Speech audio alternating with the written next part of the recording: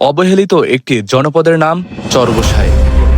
চারপাশে উন্নয়নের গল্প শোনা যায়, নতুন নতুন সড়ক, সেতু আর অবকাঠামো।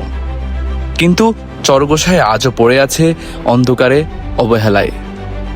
একটি জনপদ কতটুকু অবহেলিত হতে পারে সেটি লক্ষ্মীপুরের রামগতি উপজেলার 7 নং চররমিজের 3 নং ওয়ার্ডে না আসলে বোঝা যায় না।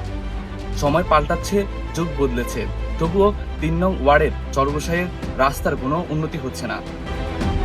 এখানকার মানুষও এদেশের নাগরিক। তারাও নিরাপদ রাস্তা, যোগাযোগ ব্যবস্থা এবং মৌলিক উন্নয়নের অধিকার রাখে।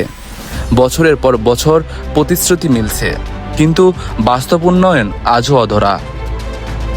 চরগোসাইয়ের উন্নয়ন চাই, নিরাপদ রাস্তা চাই, সমান অধিকার চাই। আপনার একটি শেয়ার, একটি মন্তব্য, একটি কণ্ঠস্বর হতে পারে এই অবহেলিত জনপদের পরিবর্তনের সূচনা করতে পারে।